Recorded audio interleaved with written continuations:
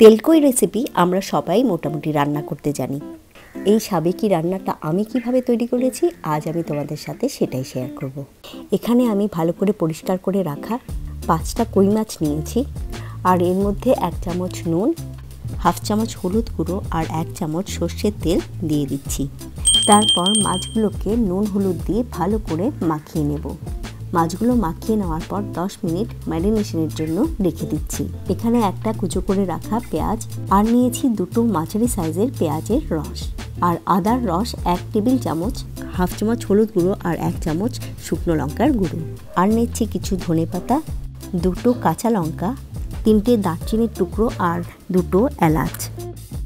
এবারে আমি গরম সর্ষের তেলের মধ্যে ভেজে নিচ্ছি মাছগুলোকে, আর একবারে আমি 2টো করে মাছ ভেজে নিচ্ছি।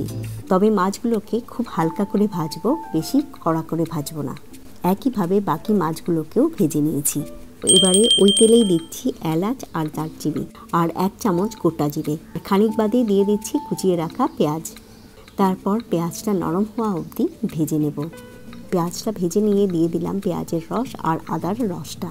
তারপর মশলাগুলোকে কয়েক সেকেন্ডের জন্য রান্না করে নেব। এবারে দিয়ে দিচ্ছি হলুদ আর শুকনো লঙ্কার স্লারিটা, যেটা জল দিয়ে গুলে নিয়েছিলাম, আর দিচ্ছি 2টো চেরা কাঁচা লঙ্কা আর স্বাদ অনুযায়ী নুন।